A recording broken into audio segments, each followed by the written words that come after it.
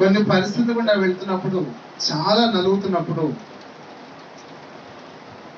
ఎన్నో రకాలైనటువంటి ప్రతిస్పందనలు మనలో కలుగుతాయి. కానీ ఒకటి నేను చెప్పగలిగేది ఒకటి, ఎలాంటి పరిస్థితులు, అలాంటి కష్టాలు కలిగినా, నువ్వు ప్రార్థించిన దానికి సమాధానం వెంటనే రాకపోయినా, నువ్వు చెరసాల్లో, బంధకాల్లో, సమస్యల్లో, అవమానంలో ఇరుకుని ఉన్నా, ఒకటే చేయాలి, దేవుడు మేలు చేస్తాడు అనే విశ్వాసాన్ని మాత్రం మనం కోల్పోకూడదు. హల్లెలూయా, హల్లెలూయా. దేవుని బిడ్డలారా, నేను చెప్పే మాట మీకు ఎంత సెన్స్ అవుతుందో నాకు తెలియదు, కానీ నా జీవితంలో బాల్యం నుంచి దాన్ని ఎదిగే కృప దేవుడు నాకు ఇచ్చాడు. ఆమేన్. 9వ తరగతి నుంచి డాడీ ప్రతి నెల జీతం తెచ్చి నాకు ఇస్తే అందరికి నేను కట్టేవాడిని. నేను చదివే 9వ తరగతి, కావాలంటే అడగండి. షాప్ వాళ్ళకి, పాల వాళ్ళకి, వాళ్ళకి, వీళ్ళకి అందరికి నేను కట్టేవాడిని. ఆయన జీతం తీసుకొచ్చి నాకు ఇచ్చేవాడిని. నేను చదివేది 9th. నాకు కష్టాలు, భారాలు ఇవన్నీ తెలుసు. ఆటలో వచ్చి పెరగొచ్చినాడు. కష్టకాలం వచ్చినప్పుడు హోల్ నైట్ ప్రేయర్ జరిగేది. శుక్రవారం, నెలలో ఒక శుక్రవారం రాత్రి ఆశీర్వాద గారు పెట్టేవాడు. ఆ ప్రార్థనకి తప్పకుండా వెళ్ళేవాడిని. ఎందుకు తెలుసండి? చెప్పేవాడిని, ఇది మా పరిస్థితి, ఇలా మేము నలుగుతున్నాము, మా కోసం ప్రార్థన చేయండి. నేను చెప్పేది అబద్ధం కాదండి, యథార్థంగా చెప్తున్నాను. ఎన్ని కష్టాలు నన్ను కష్టాలు పడ్డాను. దేవుని దయ ఆ కష్టకాలంలో కాపాడుకోగలిగింది ఒకటే, మా విశ్వాసాన్ని మేము కాపాడుతున్నాం. నాకు ఒక్కోసారి అనిపిస్తూ ఉండేది, నాన్నగారు, డాడీ పాస్టర్ గారు అంత క్రితం కోళ్ళ డాక్టర్ గారు చేస్తూ ఉండేవారు. రోజు మంచి ఆదాయం, అంత మంచి ఆదాయం వచ్చేటువంటి పనిని దేవుడు చెప్పాడు, ఏమనంటే మానే అని చెప్పాడు.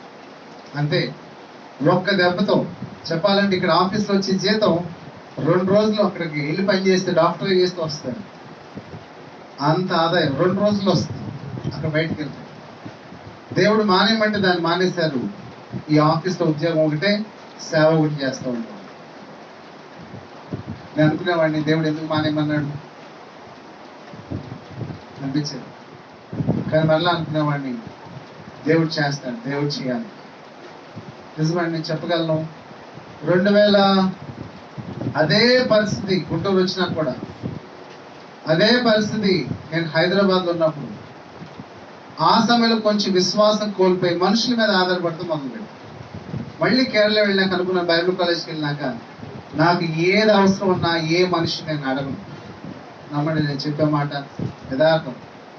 ప్రతిదానికి బోళ్ళని ఆధారాలు, ప్రతిరోజు దేవుడు చేసే కార్యాలు, ఎలాంటి పరిస్థితులు గుండా వెళ్ళాం, ఎలా ప్రార్థన చేశాం, దేవుడు ఎలా సమాధానం ఇచ్చాడు, బోళ్ళని డైరీలు ఉన్నాయండి అక్కడ.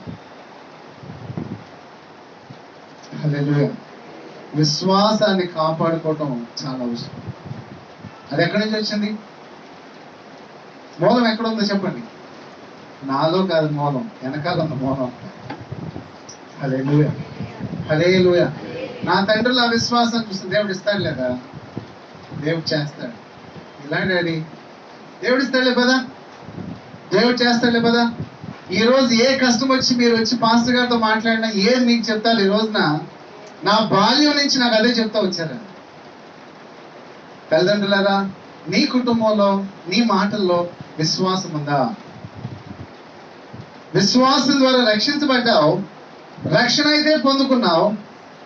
రక్షణ పొందుకున్నటువంటి నీవు ఏ విశ్వాసం అనేటువంటి పునాది మీద రక్షణ పొందుకున్నావో ఆ విశ్వాసాన్ని కాపాడుకుంటున్న జీవితాన్ని జీవిస్తున్నావా? విశ్వాసం అంటే నేను చెప్పగలండి, అతి శక్తివంతమైనటువంటి ఒక బాంబు కదా. హల్లెలూయా, హల్లెలూయా. విశ్వాసానికి అసాధ్యమైనది లేదండి. మనం అనుకుంటాం ఆలస్యం అవుతుంది, ఆలస్యం అవుతుందని. ఆలస్యం అవడం కాదు, దేవుడు ఒక సమయాన్ని నిర్ణయించాడు, ఒక సమయాన్ని నిర్ణయించాడండి. మనమే తొందరపడతా ఉంటాం ఎవ్రీథింగ్. అందుకే ప్రసంగి గ్రంథంలో ఆ మాట చాలా తేటగా ఉంది. ఒకసారి రండి, ప్రసంగి గ్రంథము. చాలాసార్లు మనము విశ్వాసంలో సన్నగిలితే గల కారణం ఏంటంటే, ఒకటి ఆలస్యమే.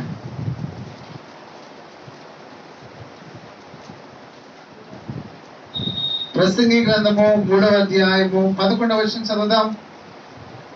దేని కాలమునందు అది చక్కగా ఉండినట్లు సమస్తమును ఆయన నియమించి ఉన్నాడు. చాలండి, ఇది అర్థం చేసుకుందాం.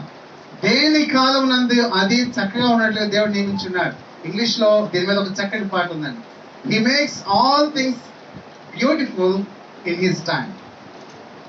ఆయన సమయంలో సమస్తాన్ని ఆయన అందమైన వాటిగా చేస్తాడు.